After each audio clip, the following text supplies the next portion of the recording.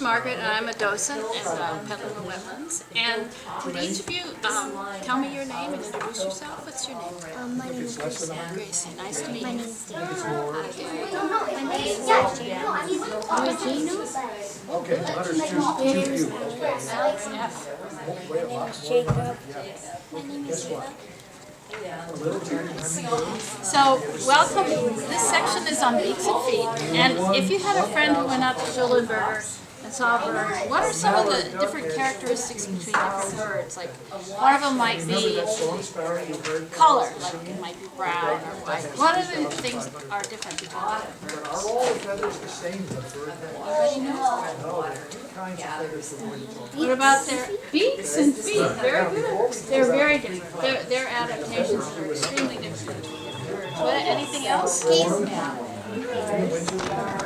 Do they all... Sound. Their song is very different. Like this songbird was much prettier than, say, the egret. Anything else different between birds? If they get their food and different feathers, They have very different colors too, yes. different colors on their feathers. Different colors and shapes. And another big one is size. Like everything from like a little hummingbird to the giant egret, which is bigger than me. So there are very big differences, but we're studying right here an adaptation of their beaks and feet, which determines where they live and what they can eat.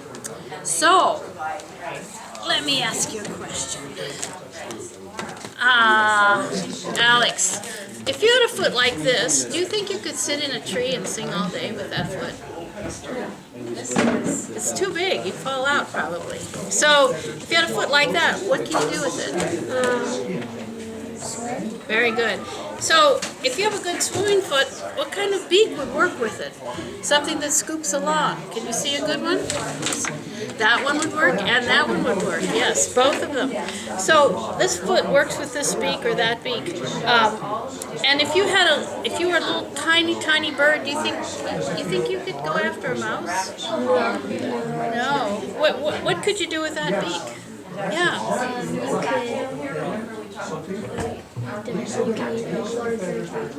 You could eat, like, well, you couldn't eat too large a thing because your beak is so small and you're only about this big. Maybe, but it's very pointed, so maybe it can go into flowers and get things. And it also eats tiny insects, not big ones. Like ants. Yeah, tiny insects with a beak like that. Now, if you had a big foot like this, that, like, what could you do with that? Where could you go? Yeah.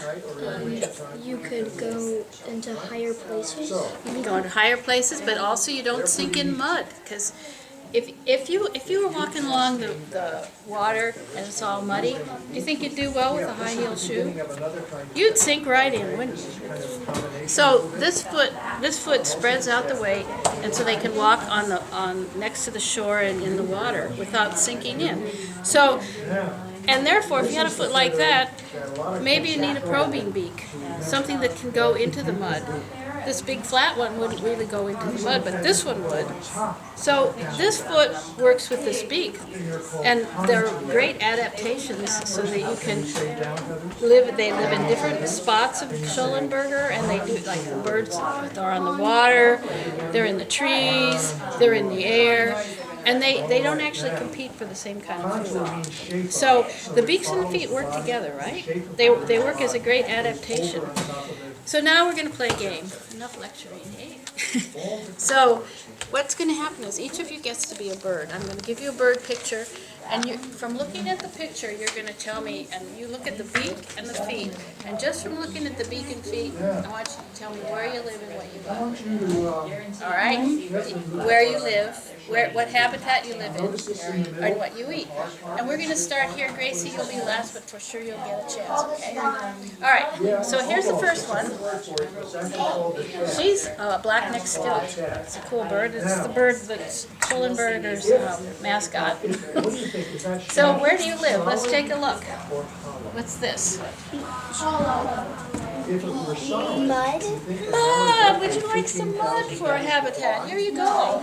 All right, now, this game I have to explain it to you because it's a simulation. what these are is various utensils, and what you need to do is pick the utensil that best represents your beak, and then try to feed yourself with that beak. So he has a pointed pinching beak.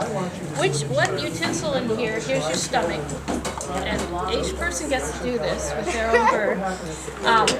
Very good. Now see if you can find some food in the mud and feed yourself. Poke around in there, yeah. And don't feed yourself dirt, just feed yourself your food. Is that a That's real- delicious, delicious. Oh.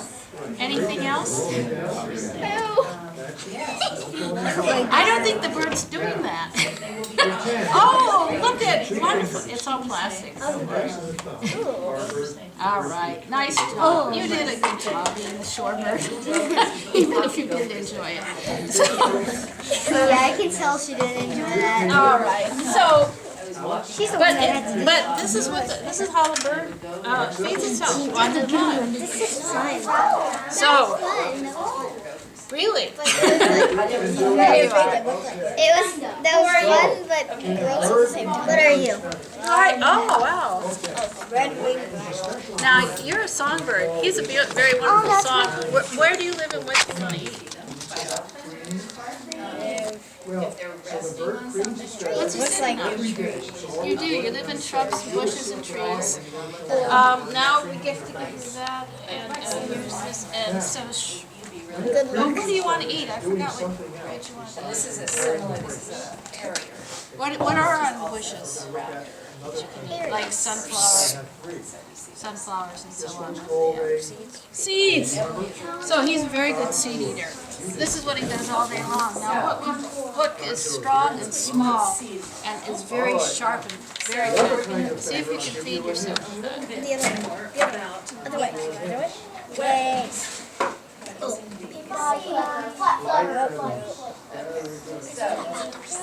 Oh, I'm sure you can just anything. Where the shaft is on the flight center. You don't have to be particular. He doesn't care what color you see. Good. That's great. So he gets to sit there and sing all day and eat the food. So he's well adapted to his environment. Yeah, everybody gets a different bird. So we're seeing that they eat different kinds of food. I want to see somebody do that like medicine thing. Who are you? What do you want to eat? Oh, you're in the duck family. Where do ducks live? Water. All right, let's have some water. Here's some duckweed. And here's your stomach. Now, let me tell you about ducks. They have flat beaks and they drain from the bottom. It's an adaptation so they don't get water in their stomachs. Very good. See if you can get some duckweed and little guys in there. It's the tea bag thing. Yeah, yeah, turn those it upside and things. show you. Drinking tea, Whack, especially whack, mint whack. tea. See if you can get some food in your stomach without getting a lot of water in. That's duckweed that they love as well. They like the green things. Put it in your stomach. Duckweed is delicious It is. to ducks. Probably not to me. It looks like moss. I would be fine at eating seaweed. Eat the All good right. duckweed. Now, seaweed. look at your stomach. There's not water. It's real food. That's a good adaptation. Is that a ladybug? Yeah, it's a ladybug. Oh, ladybug. All right. You like Good. Great job. We'll do the next one. Duckweed. Water's going away. All right. All right.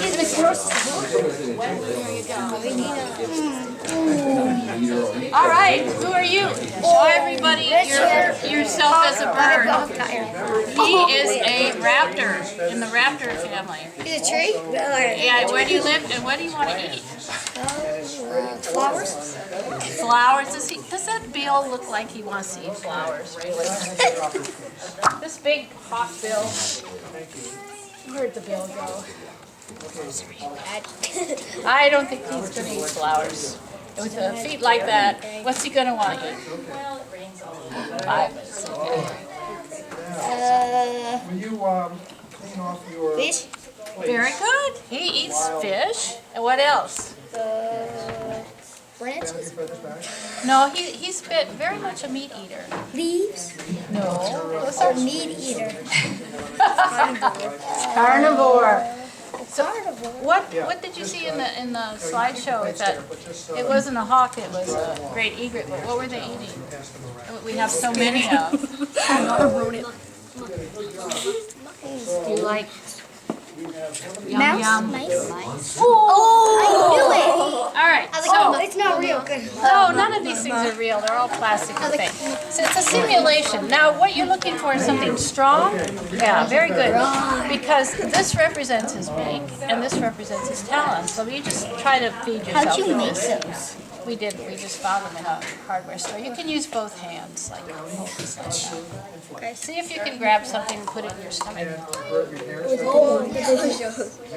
Oh boy, a mouse. Yippee. Put him in your stomach. It goes down. That's just like you saw. He goes head first. That's right. The tail. You're gonna feed yourself all those mice. Get the tail. Unfortunately, they do eat reptiles as well. Okay. All right. Get the lizards. All right. Oh. All right. Excellent job. Yeah, I think he overate. I got the mouse in there. He overate. Oh, I forgot a mouse. All right. Next one. And this hummingbird. You're a hummingbird. Okay. Where do you live and what do you want to eat? Oh, you got nectar. You got the flowers. Now, let me tell you a little bit about his adaptation. He's a very small bird, it's only about this big. And they have a probing beak which actually goes into the flower, and the tongue pulls back, and they get the very good. Now, see if we can find a flower with nectar. And don't pull it back first. Again, it's a simulation. Put your beak in there, and then pull this back slowly. That's cool. Because they actually do put their bill into them there, and they pull back with their tongue, and then it goes into their stomach. Is that just water? Yes. It's a simulation, you guys. It works the same, but it shows you how they do. They actually put their bill in, their tongue flips in, pulls back, and the nectar goes into their stomach. Very good. Well, I think we all almost did too. All right. Oh, no. Here's yours. Look, no. Who are you? Snowy egret. That's what you like. All right, let's see. We gotta add one of these. Now, this isn't necessarily telling you what it is, but. Yeah. Now, wait a minute, really big There are other things that would work too, like this bill is like this too. So, let me, wait a minute, we haven't started yet. She's a snowy egret. Where do you live and what do you want to eat? I live near the riverbank. That's right.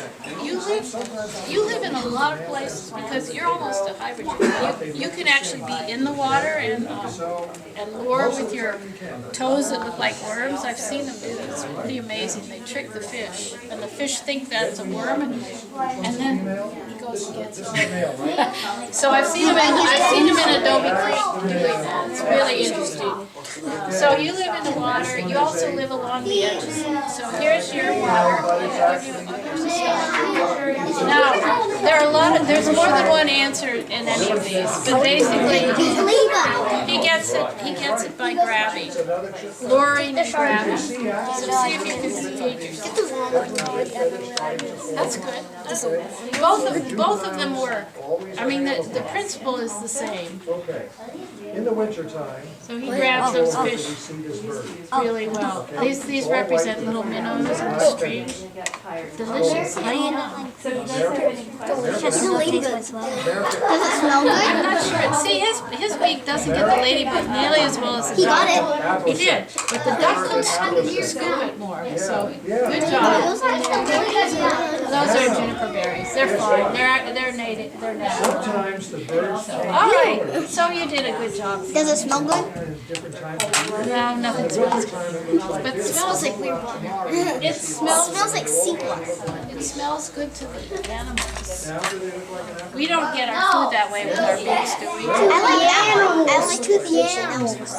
So now tomorrow, when you go out to the park and you see any bird, just by looking at its beak and feet, you can tell what it eats and where it lives, right?